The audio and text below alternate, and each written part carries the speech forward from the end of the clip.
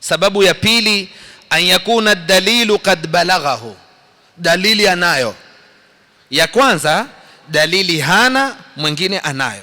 Sababu ya pili, dalili sote tunazo, lakini fahima minhu khilafa almurad, kila mmoja akafahamu kivyake. Mfano hapa tukapijiwa neno lake Mwenyezi Mungu aliposema wa in kuntum mardha, mkiwa wagonjwa, au ala safarin, mko kwenye safari, au jaa ahadun minkum min alghaiti, mtu ametoka choni, au lamastumun nisa, ama mukawagusa wanawake, falam tajidu ma'an, mukakosa maji, fatayammamu, basi fanyeni tayammam. Tatizo limekuja kwa wanazuoni kuanzia masahaba, au lamastumun nisa, ama mukagusa wanawake. Wengine wakafahamu ni kumgusa tu hivi. Ndio utaona baadhi ya watu wakwambia ametawadha, akigusana na mwanamke ushantangua udhu, au sivyo?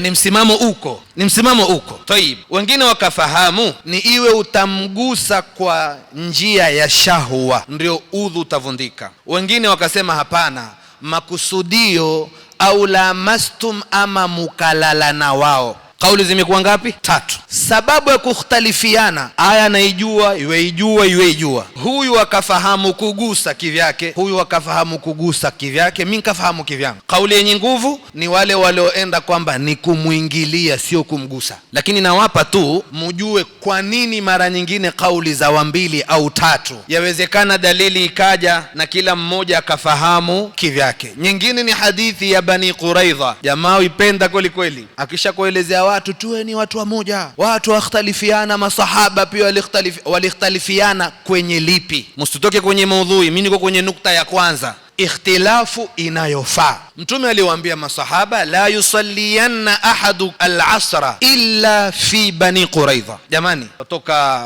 nini sisi vitani, kutoka kwenye msafara huu, asiswali mtu alasiri mpaka afike Bani Quraidha. Msafara ukaanza, wakifika katikati, swala imefika, makundi yakawa mawili. Kundi la kwanza likasema sisi tutaswali kwa sababu Mungu asema swala ina wakati, inna salata kanat ala almu'minina kitaban mawquta. Wengine wakasema vipi nyiban, mtume katuambia tusiswali. Umeona hapo wamekhtalifiana kwenye maneno ya mtume, asiswali mtu alasiri isipokuwa Bani Quraidha. Kuna waliofahamu mtume akusudia tuwahi, tufanye bidii alasiri tukute Bani Quraidha. Wengine wakasema sentensi iko wazi, hakuna kuswali alasiri mpaka tufike pahali fulani.